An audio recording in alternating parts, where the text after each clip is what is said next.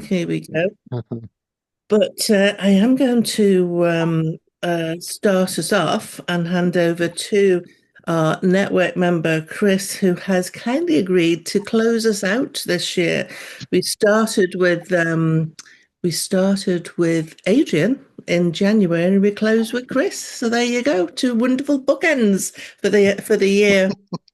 So Chris has been working in the in subtle energy areas for about 30 years, works with the subtle energies of homes and businesses, and also with people. So, Reiki Master teacher, I believe, as well, Chris, fellow Reiki Master, Yep. and also teaches and inspires others to take responsibility for their own subtle energy wellness as well.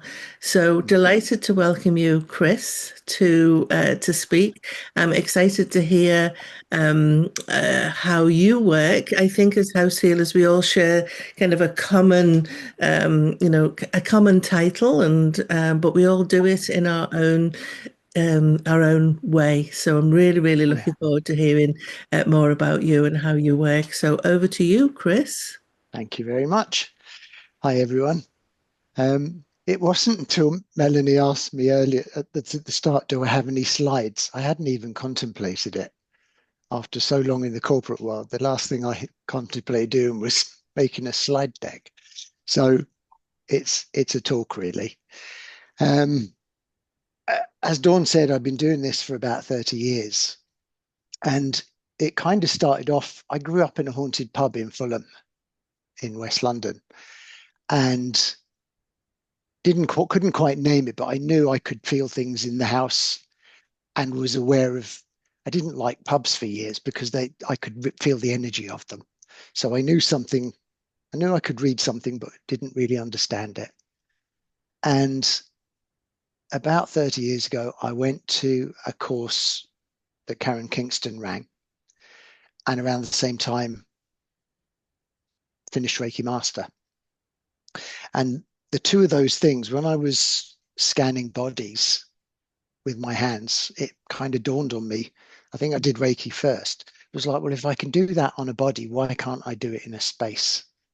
And that kind of curiosity led me to Karen Kingston and to learning more about the way she worked. I did want to train with her at the time, but because you couldn't have had any alcohol, drugs, or meat for 10 years, I kind of discounted myself on two of those fronts. So I couldn't do her training. So I kind of did it myself. And I was over the years, I've been a director of customer support manager, heavily involved in the corporate world. And I worked for an internet startup called Global Internet. It was so new at the time that when I got a call to go for the job, I didn't even know what the internet was. I had to ring my mates and see if anybody knew, which sounds really daft now, but that's what it was like then. Um, it was kind of insane times, and my team grew from 9 to 150 in 5 years. We were buying other companies, we were growing like crazy. And we had this scenario, we had offices in Fulham, Putney, sorry. And we'd taken over some offices that were council offices, and they were little cubicles. There was 2 floors, and they would deal with all sorts of really unpleasant issues in those little offices.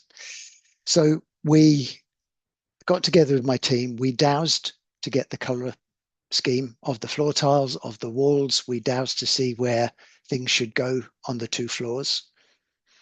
And we then had the best office in the whole company. Huge problem was within the first day of moving in there, all our stats dropped. So for me, in the corporate world, stats kind of drove everything. So as a space clearer, you never get that kind of stuff. You can get feedback from somebody. You can get, I ask people to come back to me a month later. But in this scenario, I could look at measurable stats that literally dropped off a cliff timekeeping went to hell. The average time to pick up a call, the average call duration, everything we measured the team by, even quality, disappeared. And we had something that looked fantastic. So I watched this for the first week, and then on the Friday, I decided this needed sorting. So I kept back some of the team, got one of my friends in who I trained, and we read the energy of the space and then cleared it. We didn't tell anybody. We didn't say anything to anyone. It was like everyone was held to secrecy. Monday morning, everything went back up again. People were on time. The calls were getting answered quicker. Everyone was smiling and happy. And it was a complete turnaround. So nobody knew apart from 5 people. And it was, I think, the first time I could ever actually measure something tangibly, apart from obviously with dowsing rods, but, you know, with something that was measured in the corporate world. So that was my first real taste of a large scale. It was 2 open plan floors in a building that had been owned by the council for decades. So it was a thick, heavy, horrible space really to clear, even though it looked fantastic. About, well, I don't know, a month or 2 later, I noticed that we were getting people from other buildings coming in booking our meeting rooms up. And I questioned them. I said, how come you're not using your meeting rooms? And they said, it just feels better here. So that's why they were walking down the road, 500 yards through the wind and rain to come into our office. Next thing we did, we had a plan when domain names at the time were free. And we decided with every dial-up account you had, we would give you a free domain name. So I had to recruit 40 plus tech support people and get them trained on desks with a phone, with a computer, in the days before everything was linked to the internet. And we had 7 weeks to do it. So we hired a local hotel, we put adverts in the local papers and in the Evening Standard. And before we let anybody into the building, into the hotel that morning, we cleared the energy. We did space cleared it, got my team involved, did a meditation, got them to focus on what kind of people they wanted to come in, how they wanted to feel for the day. And we had just between 500 and 550 people come to Putney that day for an interview. And it was a storm. The wind was horizontal and they just kept coming. And we recruited 44 people that day and had them trained and in situ taking calls 7 weeks later. So again, that was my second bit of space clearing. And it's kind of a strange one for me because it differs from a house because it's personal. And for me, reading the energy and having the conversation with the person that lives there, they need to understand what drew them there in the first place, in my experience. And in the corporate environment, that piece is missing. It's not really relevant in the same way. It just needs a little bit of reading and then clearing, even if it's for the purposes of what you're doing, like in the hotel. It's a strange one. Normally I get an invitation to come and do something, but here I just kind of did it. So it's a consideration for me. There's a line there that's maybe crossed in a different way to how it would be residentially. So that was the last big one in the corporate world. After that, I quit.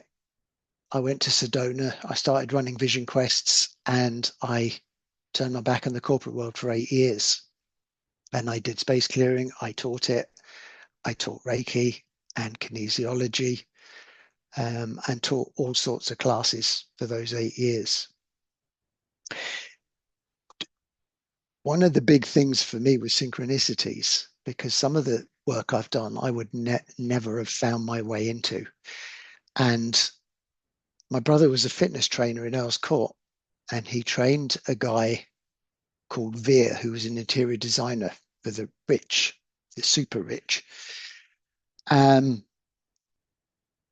as well as that, the lady that taught me kinesiology, I'd space cleared her flat in Fulham. And I met this guy at a party that my brother went to, invited me along, had a conversation. Next thing I get a call, and he's got this couple who've bought a house just off Sloane Square, sorry, rented. They were buying a house in Kensington Palace Gardens, which is one of the richest residential roads in the world. And they were renting this house off Sloane Square for about 12 months while the work was being done. And they were spending £1.5 million doing up the rental for a year before they moved into it for a year. And I got invited along. The second synchronicity is the person that was working with the lady of the house, used to do massage and aromatherapy. She was the lady that taught me kinesiology. So when she mentioned something, she said, I know him. He's fantastic. He did my house. That's what got me the work that otherwise I would have never been party to. So even though this one was a house, for me, it was corporate, because to start with, the people didn't want to meet me. They didn't want anything to do with it. They just wanted something done to the house. And onto it, I tagged on half a day with their staff. They had 7 permanent staff in the house. It's again, a whole different world. And on these big jobs, I always had a team. So there was 5 of us. So the other 4 I had trained, 3 of them had been to Sedona with me. So I kind of knew, trusted, and I knew they worked on a similar vein. So we cleared the energy of this house one evening into the night, and went back the next day, worked with the staff. And the feedback I got from the interior designer was that the lady had said it was the most comfortable and welcoming she'd ever felt anywhere she'd ever lived. That was her feedback. And then that triggered, well, something good must have happened. So we'd like him to do our house in Kensington Palace Gardens. And a similar scenario there. They didn't really want to meet me to start with. They just wanted it done. I went along to site to meet the site foreman first, and he had to run me through a health and safety assessment. And the artwork in the house, my public liability didn't cover. And I had to ring the insurance company and get an extension because I couldn't risk it. This guy had a wall in his study, and there was something like 29 Lucian Freud self-portraits in squares on this wall. It was insane. So again, team goes in. So bouncing back a bit, when I do space clearing with people in their house, I will spend 2, 3, sometimes 4 hours reading the energy of the space. I'll read, I've been in a front door in a porch for an hour before. There's been so much to pick up. It can be from previous occupants. It can be imprints from them if they've lived in the house a long time. And for me, that's one of the biggest parts of the process, is the feedback process, getting the learnings out of it, working out why people are there, what the lessons and the messages are for them. So in the corporate one, we read it for our own benefit, so we knew what we were dealing with, but there was no feedback to the people. The other bit for me, at the end of a space clearing ceremony, I get people to put their own intent back into the space. So I get them to think long and hard, start at the front door. Through a visualization process, I give them these little harmony balls to twinkle around and spread their intent. So in a corporate space clearing environment, we're putting in the intent for them, which is really different. And you kind of, I guess some of it, it's highest good. you can imagine the kind of people and you imagine the kind of things that they would want in their life. And that's what we put in, that they want to feel welcomed, they want to feel comfortable. Um, this particular job went so well. When his business partner bought a house 4 doors down, we got invited to do that. And that was the ex-headquarters of the KGB in London. And it was being turned into a family house. And the night, we could only do it overnight because there was over 50 decorators working on the house during the day to get it finished. It was 4 floors with a basement. And it's probably the single biggest, most impactful space clearing job I've ever done. At various points in the day, every one of the team collapsed and had to be taken out of the building into the garden. They were just overcome by the weight of the energy, massively masculine, domineering. There was an absence of any kind of female energy in the building whatsoever. And in fact, the only place where there was any kind of hope, light, or warmth in the building was in a metal room in the cellar. There was a metal room with a metal door that was probably 10 foot square inside. And that was the only place in the house. That's where we had to put our altar because it was the safest place to start the process. It was crazy, really, really impacting everybody that was involved. We also found out that they had taken an electric chair out of the garage. So God only knows what happened in this place.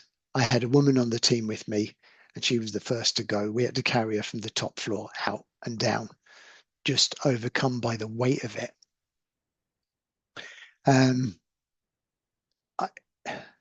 It kind of, I guess, made me realize even more the amount of respect myself and others needed to have when clearing energies, because they're bigger than we are sometimes. So they're enjoyable to do, but not the same as doing somebody's home that they're living in and they're just regular people. It's a different kind of, I guess, feel-good factor process. It feels deeper in some ways. It feels a lot more personal. So if I was to have a choice of corporate or personal space clearing, I think I would go with personal every day of the week. Kind of, there's one thing around the corporate stuff as well that always caused me an issue, and that was, how do you charge for it? There was no, I mean, where do you start? It's hard enough sometimes doing space clearing, whether it's remote or in person. But in that kind of space with those kind of people, I think 25 years ago, I charged £5,000 to do one job. And that was 5 of us for the night. And that was the biggest the most I've ever charged for anything. But it was an interesting process to go through at the time. I'm thinking, well, how many people are able to do this kind of work? How many are willing to do it? How many can do it safely? And I guess that's the process I went through to come up with literally pluck a price out of midair. And it's still something that I struggle with in the corporate world. If, in my experience, I'm always invited. Somebody has to have met me or known me. It's really, really rare. Nothing has ever come in cold in my world when I'm working with energy. It's always somebody that says, you worked with this person, you knew that person, you space cleared that, or you taught somebody something. I think I used to have people turning up to Reiki classes and they kept saying, I've been recommended by Caroline. Like, I didn't know anyone called Caroline. And this went on for 6 months. And these people kept turning up. And I was like, I asked for this woman's phone number.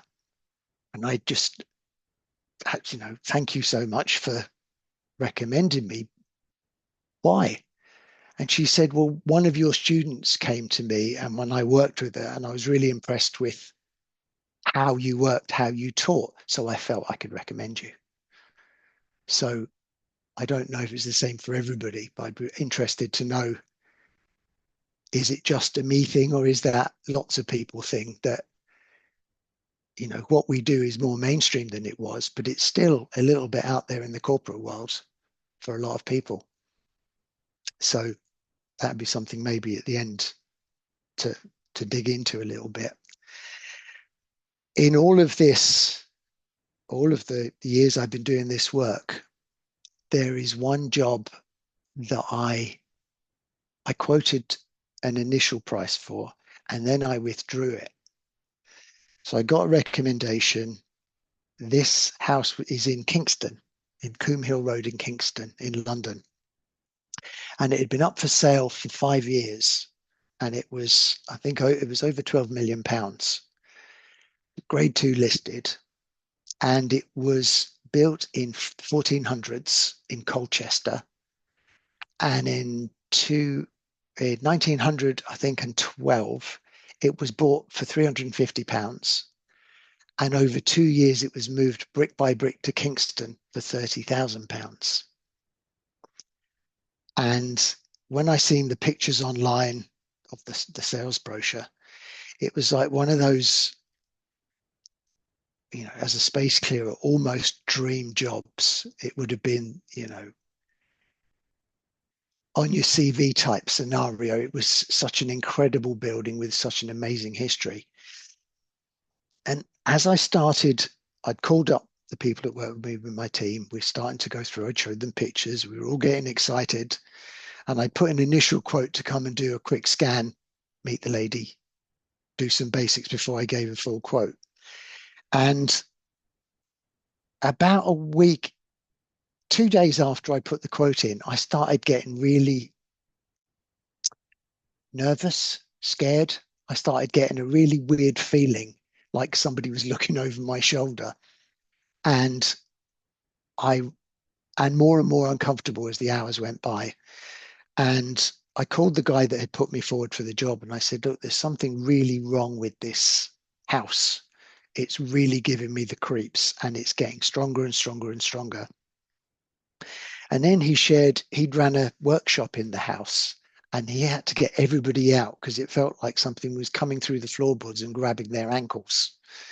So he had to cancel the course and get everybody out of the house. I said, you could have let me know that before. But it's been the only job I've ever turned down because I felt I think it was moved onto a portal all those years ago, that I think somebody who moved it knew what they were doing, and it was anchoring something. And what it was anchoring was just what felt to me like pure evil. And it had masked itself while we were talking about it and planning it and quoting for it and, having a conversation with the owner. And so I backed out. I sent an email and said, I'm withdrawing my quote. And the lady never contacted me back, never said anything. And the house is still there and it's still up for sale and nobody will buy it. I think they've reduced the price 2 or 3 times. So again, another question for me, I'm really curious about. Has anybody encountered anything of that kind of nature? Because, I quite honestly felt it was so far out of my remit or scope or ability, I wanted to run a mile. It was that scary. And if anybody wants to, actually, it's a question for you, Dawn. Is this somewhere I've got the name of the property and it's available, you can see it on the internet. Is that something that I could give out that people could go and have a look at out of curiosity? Yes, absolutely. I think some people might want to do that, others won't. What I would say is, if there is a significant energy and presence there, anybody that does take a peek in, I think needs to have their, protection and make sure that they do it safely. But for those who are interested in taking a little look under the covers of something a little bit darker, then absolutely. Okay. I'm assuming there's like inside photos and Oh whatnot. yeah. Yeah, Yeah. yeah, there is. Okay, thank you. I appreciate that. I wasn't 100% sure. It's called Cedar Court and it's in Coombe Hill Road, Coombe Hill Road in Kingston.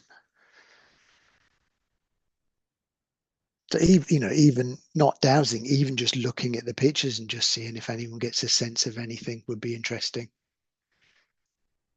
But it was just what amazed me was the ability it had to mask itself, to mask what was there for the initial week or so that I was looking into it. That was really strange. Um, I guess over everything, I'm still filled with a sense of wonder 30 years later about how this works and the results you can get from it. I only started using pendulums because I could feel things with my hands, but it didn't make sense to people I was working with. And so I would get the rods out to show them if I felt energy spinning, the rod would spin, I could give it to them, it would do the same thing. So it's only since then that I've used dowsing rods, looking for energy rather than doing it with my hands. So I didn't start doing this work as a dowser. I came into it kind of through the back door. I could read it with my hands. Um, and I think probably 2 or 3 years ago, I went to Chester to learn dowsing with pendulums to do remote work, which I hadn't done before. And I've done one probably about a month ago for a lady in Kent who'd bought a building that was, it used to be a coach house, coaching in, and it was converted into 6 flats 7 or 8 years ago. And she just bought one of the flats. It was the second time it had been sold. So I did it all remotely. I made some notes, but the opportunity then came rather than giving feedback over the phone, I was able to visit the flat. And I'd found some energy lines. There was one positive one that I left so I could show her where it was. But there was a line and a spiral running through the main bedroom. And again, an open question for afterwards. In my experience, there's things I feel that I am 100% sure would cause somebody a serious illness if they were in it. And my feeling was that whoever was in that bed would have absolutely had cancer and had heart problems. And I also picked up some dementia from it. And so I went visit, and again, it's rare for me to have a remote job and then visit it. So another thing that came out was that the kitchen was never used, hardly at all. That the person who lived there felt it was a woman, never cooked, wasn't interested at all. And I found out last week from the lady after giving the feedback, she met the neighbour and she told her that the lady who lived there had a stroke, had cancer, and had dementia, and that she never cooked in the kitchen. She used to eat in the cafe next door. So like I said, it still amazes me that the imprints are left behind that we can read to that depth. And then the really odd thing that's fired off of it, when I'm doing space clearing now, people are asking me now to come back and do work in their houses, physical work. So they've got, let me think of the latest one. One lady had, you open 4 doors in their house and you're faced by a mirror. I don't know how that sits in all your worlds, but that for me was a significant thing because of her relationship with mirrors. So now I've got to go and move all these mirrors in her house, and I've got probably 3 days worth of, handyman type stuff that they can't get anybody to do. So that's a really weird knock on that started happening about 2 years ago. That I'll do some space clearing, and all of a sudden, without advertising it or saying anything, they'll say, "Do you know anyone who can do X, Y, and Z?" And so that's what I'm doing now. That's what I'm doing Thursday and Friday this week, and I've got 2 days next week. So it's kind of morphed in a really strange way for me. I think I skimmed over how I do the stuff, I think. But if anybody has any questions or wants to know something specific, I'll happily explain it. Or if anyone's got questions about the corporate stuff itself. Fascinating. Would love to open the floor. Looks like Susan's first out the gate. Mute. Hi, Oops. Susan. I'm fascinated by the story of your what was it called? Cedar Court in Kingston. The house itself was moved, so Yep. the imprint or the energy or whatever it was came with the house to the new site. No, I think it was the site. I think somebody anchored something with that building.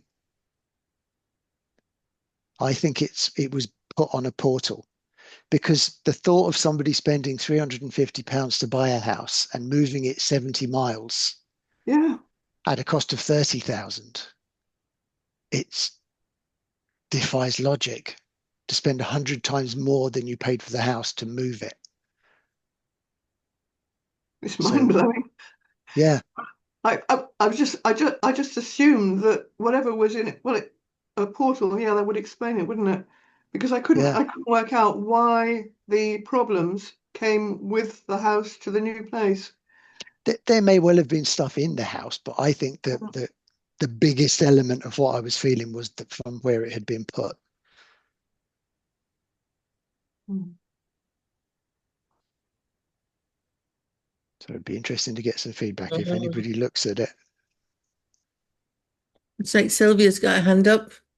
Yeah, I was just recalling how the ground keeps information.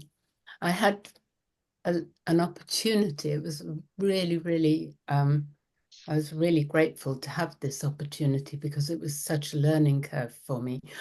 I was invited by some clients to check the ground where their the house they'd inherited from their father had been demolished, and they were going to build their own house. So they wanted help from me on the design and so on of their house. But initially, they wanted me to check the energy of the space to be sure that when they built their new house, it would be on healthy ground. What Yeah. really amazed me, Dawn, and Steve, you'll find this quite, I hope, interesting too. Without knowing where the house was, I could trace the outline of the house in the grounds, and it was sandy ground as well. So there's obviously an element of quartz, isn't there, in the sand? But whether this would apply everywhere, I don't know. But then there are different minerals, and they all hold some information. Anyway, I checked this house, and I use a pendulum mostly rather than rods. And I also use a Madger wheel, a color wheel, where each color determines a particular kind of history, a kind of energy. Yeah. And when I checked, I found two opposing energies from the left side to the right side. So on the left, a band of about a third of the house, the line of the side of the house that I found, I I I detected, I found the feedback I got was that people would be stuck. They wouldn't move on. They'd be stuck. They just wouldn't progress. They'd be stuck there. Yeah. And then in the right-hand corner, there was the most beautiful, clear energy. I thought, that is amazing. There's a whole area in the ground that felt really pure and dignified and kind and completely different. So my clients, I usually do this work on my own without my clients around, for their safety mainly. And maybe you do the same, Steve, because whatever I touch on or want to move on is familiar with the client and will attach them itself to the client, presumably, because it wants to stay with them, because otherwise, why was it there in the first place, kind of thing. There's a connection and they wouldn't want that connection broken. That's my thought anyway. So when I'm doing the clearing, I do it on my own. I did my work and then gave the client the feedback, and they said the house was actually divided into 2 flats, 2 apartments, or 2, what do you call it, maisonettes, whatever it was. There were 2 different people there. Their father rented the house out to 2 different people. The side of the house that I found was stuck. There was a husband and wife, and my client told me they had absolute murders getting them to move out. They had to take them to court. In the other side of the house, there was an Indian man renting it. And the area I found, he had a shrine with a Buddha, and friends used to come and they used to gather around there. And it was very kind and Yeah. and it was there in the ground without, and that It's was amazing, isn't it? extraordinary. Without this opportunity, I would never have considered that. So No. what you say really makes sense. Let's get together and have a chat. Yes, absolutely. It's yeah. So I thought it would be nice to share that with everybody.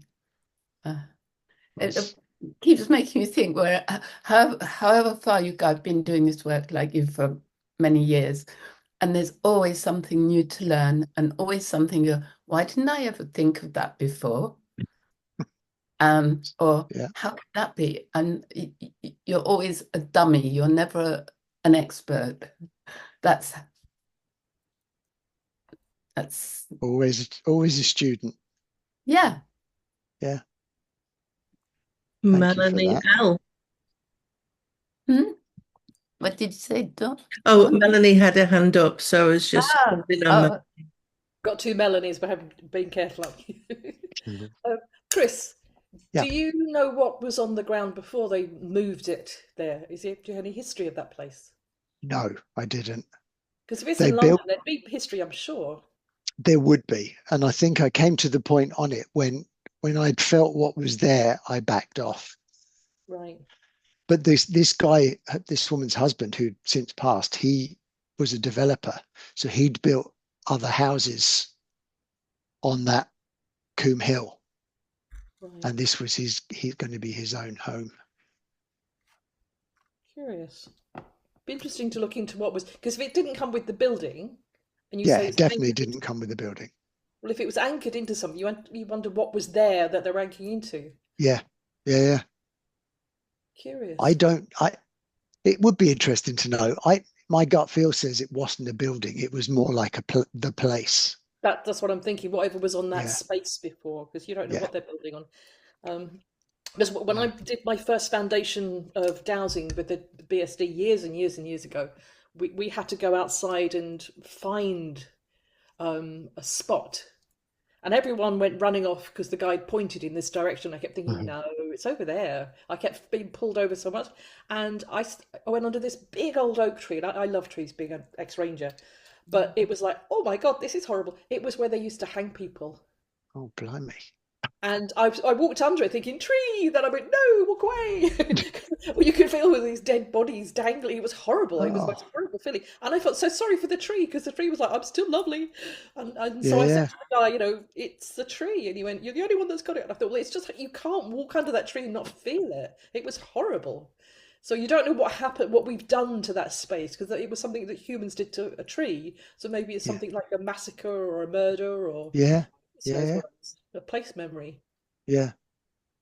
One of the well, you know, I think that there's very curious energies that we get to interact with. You know, I started my kind of house healing career as, you know, a paranormal medium. I would go into homes that were haunted, and have come up with, you know, come up against so many different energies, some that were very benign and were just, you know, causing a problem, and others that were not as benign. Oh, and I got a little bing there when I said that.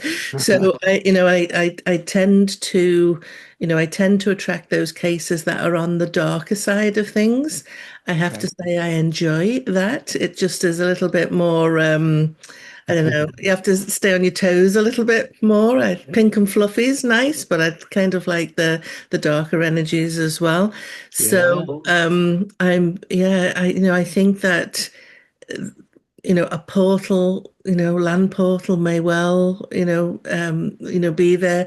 I'm curious as to, and I have come up against mostly with objects, kind of haunted objects that people have bound souls into, which are really quite difficult to work with. So I'm curious as to this kind of concept of anchoring a home on the land for some reason, whether or not, some sort of, kind of way in which to leverage energy on, on the land, or whether it was to stop something coming through. Who knows? But it would be really interesting to investigate that a little bit more. Yeah, it's almost like a case study, that place. It is, and what I think is sad is that it remains an issue. And how much responsibility do we have as house healers to help, the planet and help spaces heal? So I feel for the house, I feel for the land there, and it would be really nice if work could be done to resolve that. Yeah, it would. Do you fancy a field trip? I do, actually. Yeah. I saw a couple of hands. Did I see your hand tabs? Yep. I was just thinking, like, I think it's the right decision when you definitely get the vibe something's not right. But is there, when I can't actually think of a situation, but I've had things like that. And instead I've just tried to give it to upstairs, give it to spirit, or ask a prayer for something or someone before. Because like Dawn said, you feel like you don't want to sort of leave something, but you just know if it's not right for you to tackle it, or it's too big or something as well. But there's that kind of option as well with our people have different beliefs about how or who to ask that for, but that's always an option as well, because I think that that will be heard. And there's lots of above and below, isn't it? It's like the earth, if there are earth energies involved as well as above, it's just asking them, any willing helpers can converge and kind of help to shift that naturally. Might be an option as well. But really fascinating talk, Chris. Thank you. Really interesting. Yeah.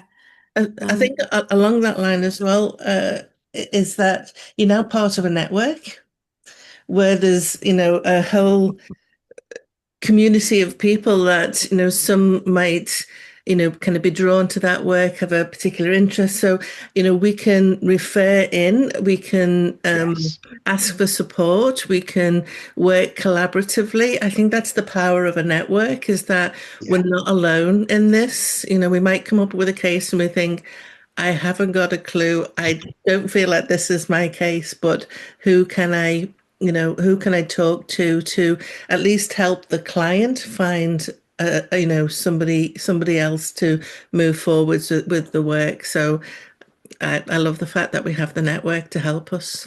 Yeah, it's brilliant. Yeah, definitely. I saw Sylvia's hand up.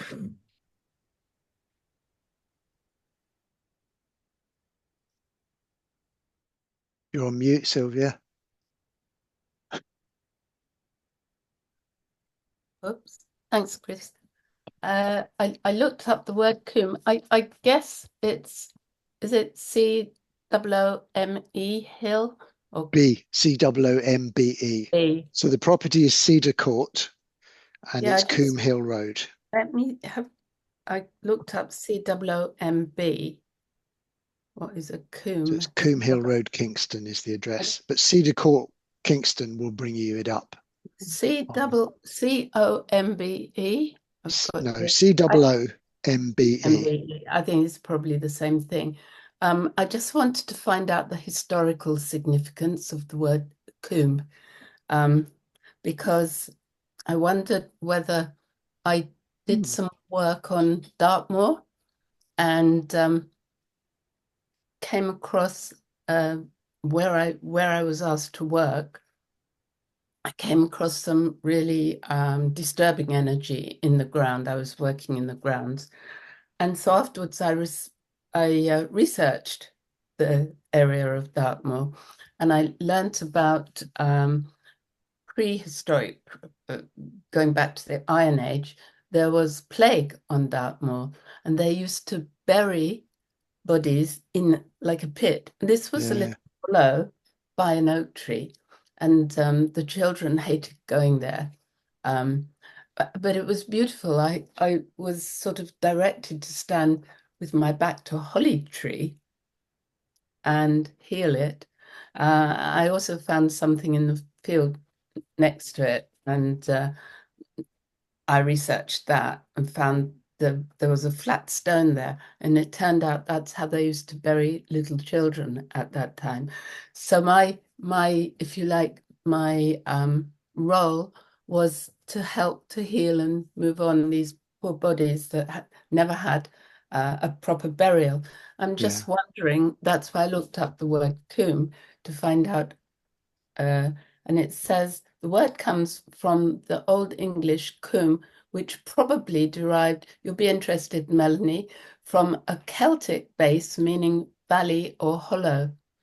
And coombe is typically found in chalk or limestone hills. These valleys are shaped by, they say, processes during the last ice age, but they're like a deep bowl-shaped hollow. Anything could have gone on there historically and prehistorically. That's crying for healing. Sometimes what you pick up that's dark is just fear, frightened, if you call them spirits or non-incarnate energy that wants help. It's not necessarily that it's going to harm us, but it takes a lot out of us if we're, if we haven't got protection, or if we're frightened ourselves by it. I think the right thing to do is to step back from. Agreed. Melanie. I was thinking of catacombs, but that's my more business mind. Over here, we have children's burial sites everywhere, which are horrible. They've got the most horrible feeling. There's one just around over the mountain to me, and it's called Coracile, but it's the Kyle that is the burial ground, and they are the burial grounds of unbaptized babies. How sick is that? And because the mothers were usually unmarried or there's some other reason, usually raped by someone, the babies weren't allowed to be put in sacred ground. And so there's all these little places around. Oh my And I God. remember it's horrible. And there's nothing there to show that it's any kind of place of burial. And there's one along the lane, and I was walking the dogs there one day, and I got this horrible feeling, and I thought, what is that? And I went back, and the dogs got really excited as well. And I walked in, because there was a little gate, so I walked in. All the neighbours got really annoyed at me, because I didn't know what it was. And when somebody politely explained what it was, I thought, they need blessing. Yeah. There was nothing, absolutely nothing. And they're just kind of ignored. And I want to go around and bless them all. And you know about Tume and all the babies in the septic tank that they found. So it's basically the Catholic Church, but there's places like that, like you were saying, that need blessing. And so I keep thinking, should I go there in the dark? But it's right next to someone's house, so I can't sneak in. So I'm gonna have to do it remotely. But I just thought that there's so many places that need love and kind of release as well. And the poor women had to go and do that on their own at night when nobody was looking and bury their own baby. It's just, it just upsets me so much. The horror stuff I can deal with, but human horror I find even harder. So sorry to bring the... a lot of my practice, and I'll pass over to Joe. Go on, Joe, do you want to speak first? Okay, I just wanted to say that, I really enjoyed that. Thank you so much, Chris. But I also wanted to say that I love the idea of us being able to collaborate on things that are clearly really challenging and need as much respect and care as we can offer. And I think it's so lovely that we're all here and that we can maybe create a space for something to happen. And I think last time you were talking a little bit about how we create those spaces that we can share in. And I think this could be something that we really explore through this COOM. The other thing I wanted to mention was about the fees, because I think it's something we all come up against. I don't know what to do. And at the moment I just douse for it. But it involves so much trust from like the client as much as anything to just go, I don't know what it is, I'm just going to ask and see what happens, sort of thing. And I did wonder at some point whether we actually maybe do an anonymous sort of share about how much we have actually charged people over the last year or something, just to get some sort of benchmark, if you like. And we could always sort of, I wonder whether it would be useful to have something on the website that would say, after 5 years, expect to pay a certain amount of money for a job or something like that. But I think it's lovely that there's a group of us now that we can articulate the energy of money within everything. Yeah. Without sidestepping it so much. Yeah, I'm very open about what I charge. I include that information in my training to help my students get to grips with that for them. So I have no issue sharing, what I charge for particular jobs, and what I charge doesn't look the same. It really does depend on the job and the time that's going to take me to do that. We could, the difficulty is we have different currencies as well. So trying to reflect that on the website, but we could put some sort of kind of range, expect to pay, from this to this, type of thing. But we shouldn't devalue our work. Our work is important. Our time is important. We've invested in our own learning to bring this, and so we do need to remember that as we're pricing, and we still get a choice to do, things that are low or no cost. I've got a client now who I'm working with, pro bono, because, she needs it and I'm okay because, I can do that. So we have so much, flexibility, I think in how we do things, but let's be open. Let's share that. Let's help each other thrive. There's no competition. There's no, one size fits all. We all bring our own flavor to the work, and some clients will be attracted to one person, and another client will be attracted to another, and we are stronger together, I think, is my sense. Melanie, have you still got your hand up, or have you popped it up again? No, sorry, I forgot to. You're on mute. Yeah, you just muted yourself. Sorry, it wouldn't come off. Sorry, my apologies. I've got sticky fingers from working. I've had a few people ask me about that, and I've suggested even doing it in payment sections, because some people, a couple of the people I've spoken to, said that they didn't have the money, or they haven't got the money to the house sells. So actually having it so there's, you pay this now and pay this when the house sells, or a certain amount, so you can do it in you don't have to do it all in once, Joe, is what I'm saying. You can actually work out a payment plan with someone, and I you can have even actually exchange found energy. that. Yeah, I've Yeah, like it does asked and work. thought, oh, that's slow, but actually, then once the homes get a little better, things turn around, and that's what we're about. Yeah. Yeah. But I do agree with Dawn about don't undervalue yourself, because it's very easy to undercharge as well. Then people won't appreciate what you do. And how much training have you had? How much money you've invested in time and energy? It's important. And I mean, okay, we're not going to be charging £5,000, I expect. Sadly, I wish. Gonna put my prices up now, Chris. That definitely was a one-off, I have Yeah, to I know. say. I'm teasing. But you had 5 people, so that was only £1,000 each. That's Yeah. not a vast amount of money, is it really? No. But, and a corporate situation. My son works in construction. He's a senior project manager, and the kind of money he deals with is just blows my mind.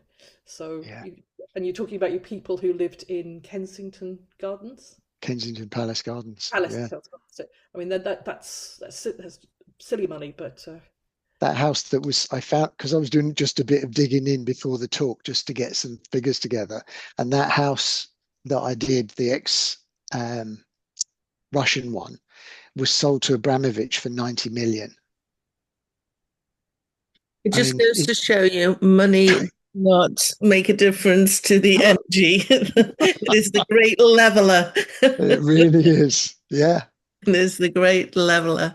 No, it's, and the land has been here for millions of years. Imagine, it's imbued in so much history and energetic remnants that does play itself out and does impact us. And I always think, as an individual human walking the land, I've got a responsibility to clean up what I leave energetically. If that energy is, only human, so sometimes I'll get cross and and so I want to clean that, because I don't want to leave that to build up and build up and build up. And if I encounter a space, I'm very influenced by some of the work of Patrick McManaway, and he talks about healing hurts first when it comes to land. So when you connect in with spirit of place, ask if there's any healing that is needed. So there's land trauma, there's emotional trauma. There's all sorts of things that may well be constricting the energy of the of the land. So start there first. Heal the hurt first. So that is definitely my approach before I even get into the house, or the building, or the clients. I'm looking at the land and saying, what, how can I be of service to you? What do you need healing wise first? And very often it's just sitting with love in your heart and moving energy that way. Sometimes it's a little bit more complicated, but that's where I always start. It's that healing the land first. Yeah. On that note, Dawn, I put up his talk. I think it was the Fountain Association. And because I met Patrick when he was over here in Ireland, he's a fascinating man. He But is. he talks about his shamanistic way of approaching everything, and it was weird because I put that up yesterday, and then we're talking about this today. So it kind of sometimes things want to be put up, don't they? So They do. it's really good. Did you see the bit about the running sheep as well? Yep. I loved that. Definitely watch it for the sheep, if nothing else. It's brilliant. He has got, he's just had some, a lot of wisdom around that. And so I'm very much, influenced. I was always curious, Chris, as well, with the KGB home, how much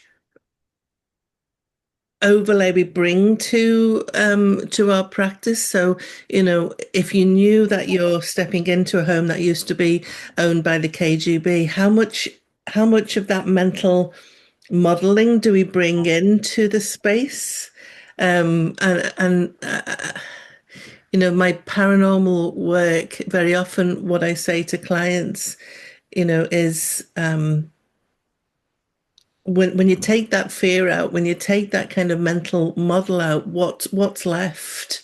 And I'm just, curious as to whether or not that played a part in the taking everybody out, whether that was a kind of a sense that was shared. That's a really good thought. Anything, I guess for me, I have no real concept of what would have happened with an organization like that. I can guess. We've seen movies, so it's all guesswork.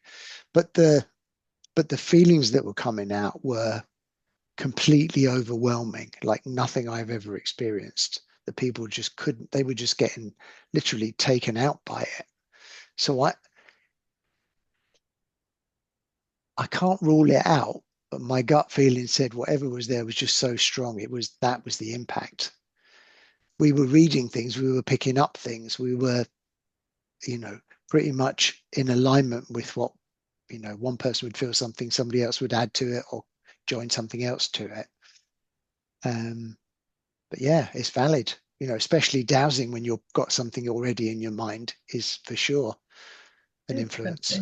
And I've just seen it so much in my paranormal work when I've seen people going into like a prison with the preconception of what energies are going to be in there. And, I've seen some, paranormal teams that create a narrative for a building that isn't necessarily the truth either, and I've had to do an awful lot of kind of repicking that to kind of rebalance the space, not because inherently it has that energy, it's just that narrative's being given and it's kind of reflecting that. So I just think we've always got to be careful as we're as we're working in this way, that we're not kind of bringing some of those assumptions through to our work as well. And I'm not saying that was the case for the KGB a building. really good point. That was just kind of a thought. Melanie, you've got your hand up. I was just thinking what you were saying. Do you know what an egregore is? No.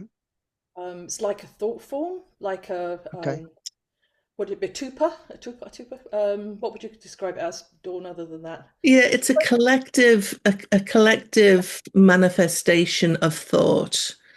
It can be done subconsciously, so it can be created subconsciously, but it also can be created consciously, intentionally. It's just I'm wondering with the KGB being who they are and what they do, I mean that's going to have its own kind of energy. It's going to have its own kind of thought form. A lot of organizations, I trade in high magic, a lot of that, they created these thought forms intentionally to control things or to make things. And and they happen accidentally as well if you put too much energy into something. So, and obviously the whole communist idea, I'd be surprised if it wasn't a thought form you were coming up against as much as anything else. Well, it's interesting because when I met the guy that ran the site, and I had to explain to him what I was there for and why he was showing me around and spending an hour going through health and safety with me. And I told him, and he was like, "Yeah, all right." And I said, "Okay, let me just tune in for a minute." And I said, "Okay." We were in a room they were using for a site office, And I said, I felt it would be impossible to make a decision in this room, that you would literally have to leave the building to make a decision. And he started laughing and he said, that's spot on. He said, because we have our meetings in here, and straight after the meeting, I go out for a walk and I come back and tell people what to do or what I've agreed.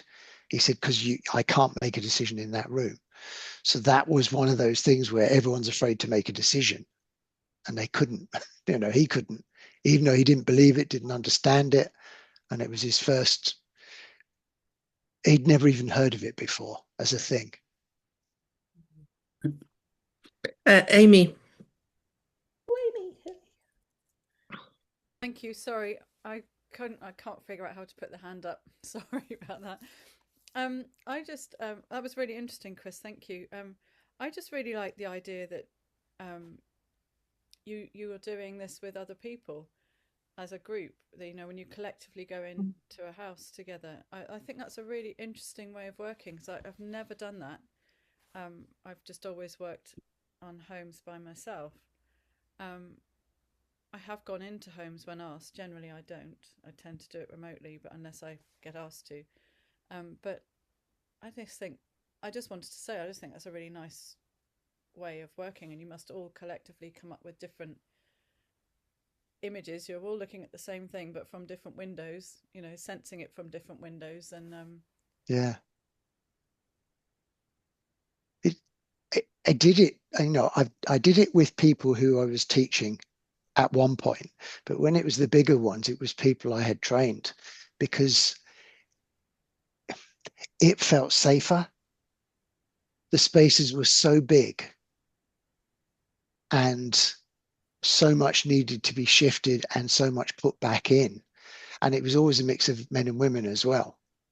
That felt really important to me. It was never just all men or all women, because it was all about your bringing balance when you finish clearing. But it is a really great experience. Each other as well. If one of you sort of opens the energies for someone else to feel that almost, and you kind of feed off each other's in turn. Yeah, it's just really interesting. I like that. Yeah. Thank you. I don't know if I said it on one of the calls, but I had a woman ring me a few months ago, and I didn't know what she was after to start with. And I said, do you mind me asking where you got my number? She said, you put a leaflet in my door 25 years ago when I lived in Croydon. She'd moved, she was about a 2 hours drive from me, and she lived in a brand new house. She'd been there for 5 years. And I got there. She was so psychic, clairvoyant, this woman, but she was very religious. She was West Indian, church-going woman, but she'd brought all the spirits with her from her old house to her new house. The house had nothing that she hadn't brought with her. So, and that was the second one of those scenarios I've had recently, where the house itself was clear. It was the person that was a carrier, for want of another word. So you talk about preconceived. I went there thinking, what on earth am I going to find in a house that has only ever been lived in by this person that's not theirs? I know it could be land-based, and some of the possessions in the house had an energy, but yeah, I did think this is going to be interesting. And one of the questions that you raised at the start was, your clients tend to come from word of mouth or chance kind of connections, and was curious as to whether that was just something unique to you or whether we kind of shared that.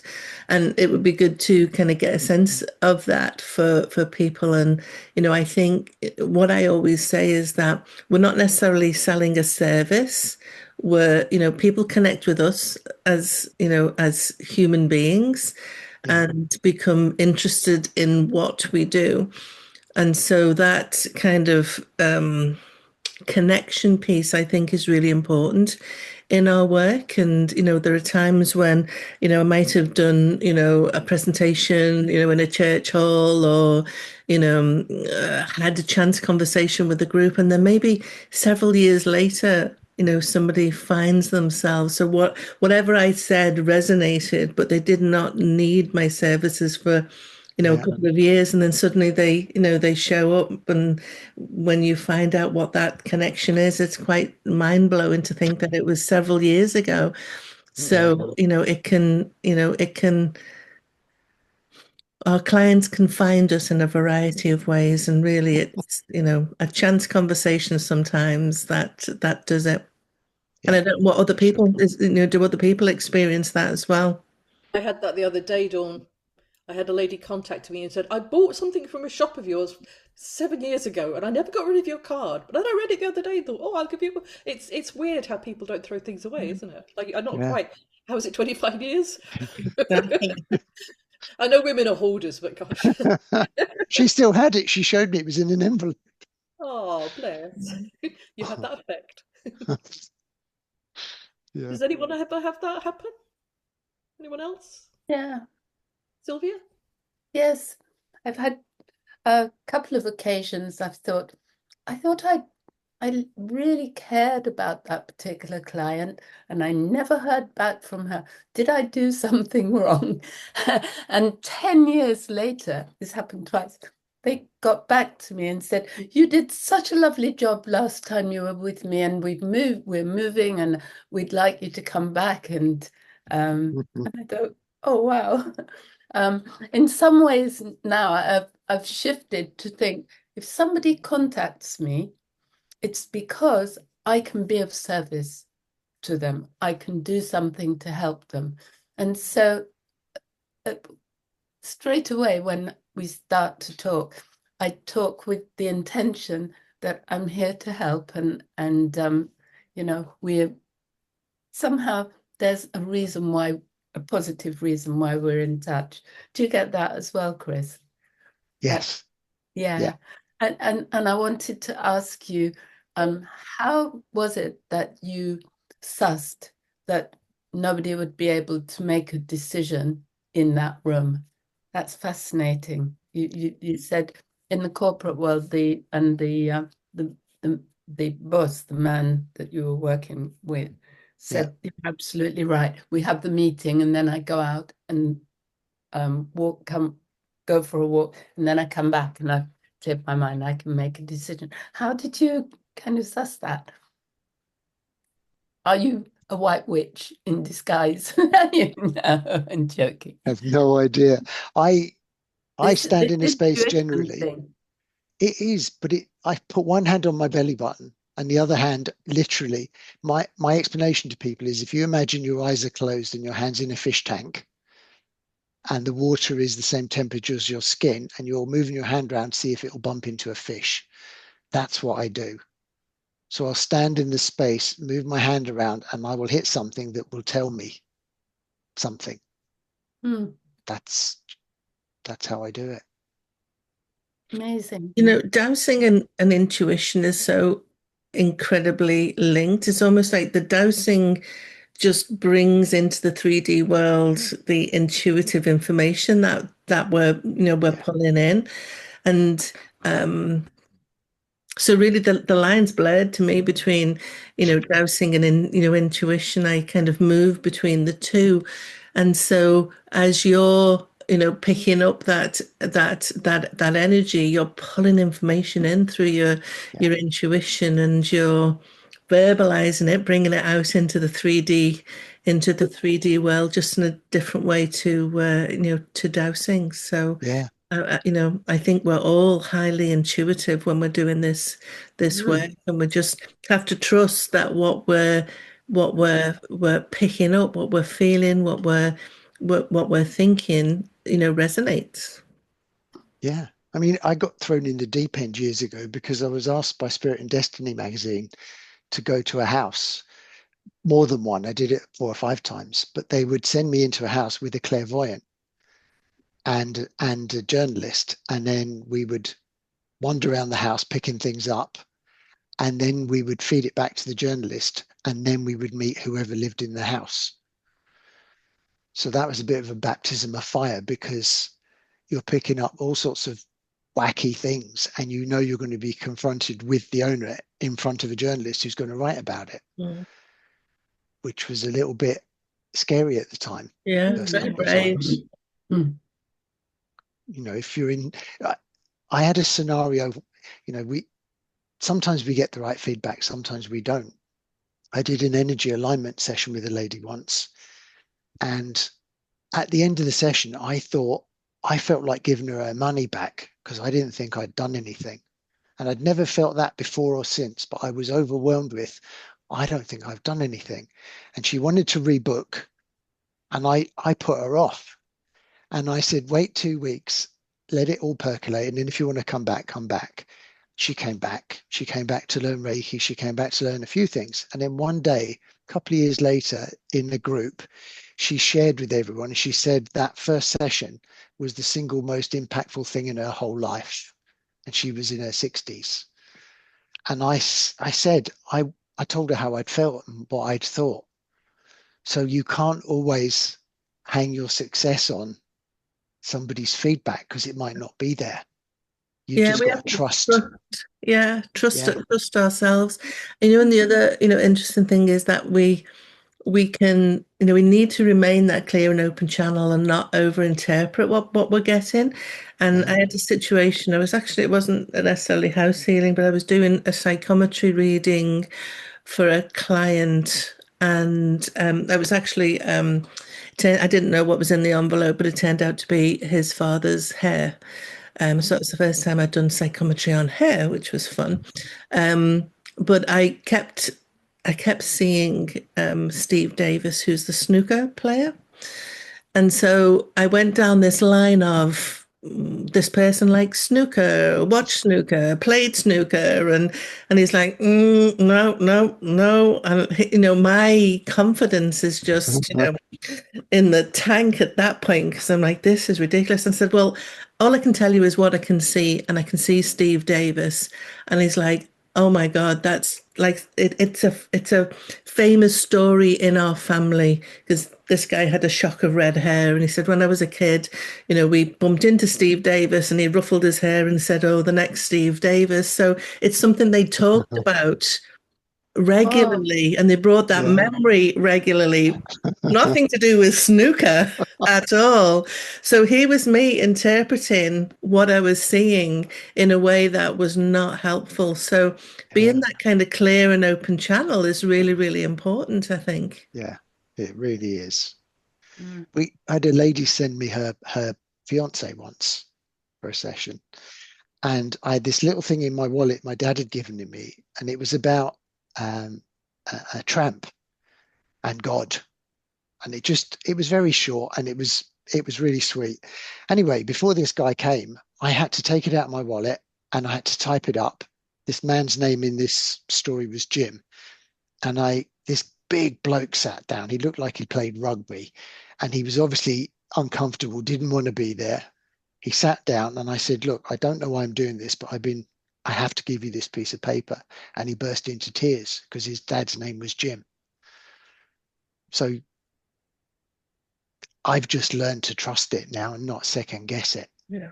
Because it just gets in the way. And, doesn't matter if you're right or wrong, that's an ego thing, it really, really is.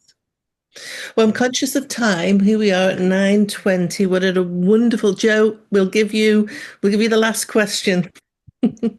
Oh, thank you. It's a good leaving question, hopefully. I was intrigued because you used welcome and comfortable as a couple of times as phrases. And I wondered what your approach was to leaving intention in space. Okay. One of the things, the most important thing for me is the front door. So I get people to put intention as if they're coming out and as if they're going in as two separate scenarios. So they want to feel, the example I give is they want to feel welcomed. They want to feel like when they come to their front door, there's open arms and they're welcomed in and it's a safe space. When they go out, they want to be empowered. Their home is looking after them. It's all right while they're gone. And then that's in every space. It's what's this for? What's this about? What kind of people do you want to invite into your life? Is this lounge about,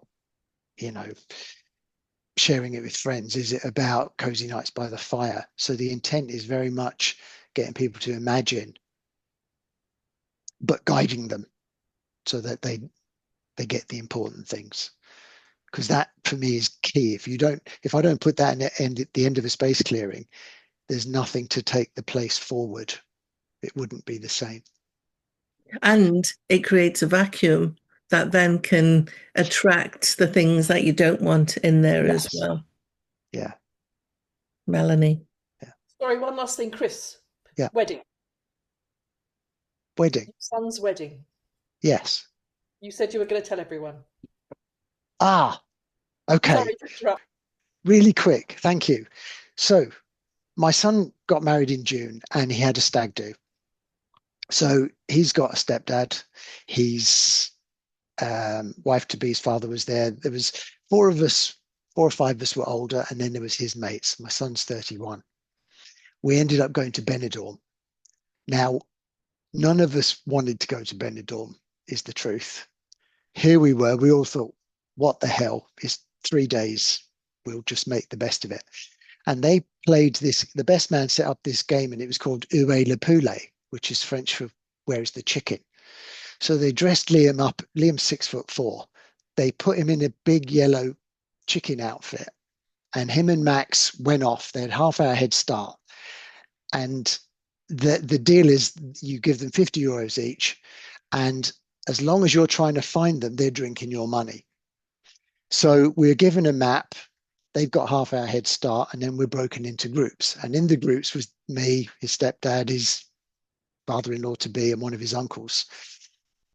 And I'd been talking about pendulums, and one of the guys said, go and get your pendulum. And I brought it with me, brought some with me. So I ran back to the room, come back to the bar, and we doused the map. And then I gave it to Liam's stepdad, who I get on really well with.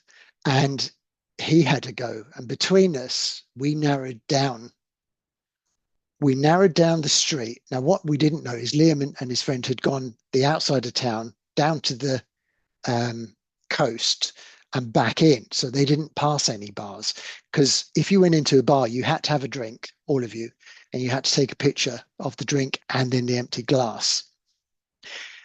So we went down this street asking, has anyone seen a 6.5 foot tall chicken? Everyone was taking the mickey out of us for dowsing. We found them in 25 minutes. And we found it because we doused it. We went down the road, and then his stepdad had this dot. And I said, well, we'll go down the road and then we'll go there. And we were probably within 100 yards of the bar in all of Benidorm. So Love it. amazing. Absolutely love it. And, finding missing pets and people is definitely an application of dowsing. Just a tip. Yeah. Oh, Chris, that was wonderful. Thank you. It's certainly opened up some really great conversation. I think, hearing from our members, the work they do, how they do it, I think needs to be a feature of 2026. So if you'd like to take over a Zoom next year, let us know and we can schedule you in. Also, we are wanting to do a kind of a recording of a conversation with those of you that want to kind of go on to YouTube. I did my first one last weekend with Tracy, so I'm just editing that for it to go up on my YouTube channel. So would love to invite those of you that want to have a conversation with me recorded to go on YouTube. We can link it to our channel and whatnot. So do give us a shout. If you want that. We will be organising dates for next year. Can't believe we are in just heading for 2026. It's been an amazing year. We've got new members, we've got old members, not elderly members, old members, as in being with the network for a long, long time. So we are definitely growing, and it is a wonderful community to be part of. Melanie, any final words from you? Yeah, there was a message from Anne. I've been trying to bring it up. I think sometimes spirits are upset about things when they're being moved, where they've lived with it for a long time. So she's talking about your house in Coombe Court. So I just thought it was an interesting thing to bring up because they do hate being disturbed, don't they, Dawn? They do. Yes, they do not like. I did want to. I wanted to do it when she was still here, but she's gone, sadly. She did. She had Yeah. to go. So thank you all. And Thank we will you. see you in 2026. Our first speaker of the year is Nigel Twin. Is that correct, Melanie? No. No. It's hopefully be Jim Lyons. Jim Lyons, sorry. I might be able to get Nigel to give us a talk. I did actually ask him the other day, so we'll see. Yeah, perfect. Jim Lyons. So that will be in January. And yeah, thank you all for joining us. Thanks again, Chris. It's been amazing. Thank you. Solstice blessings, everyone. Have a great new year. Bye. Bye. Thank you. Bye. Lovely meeting you.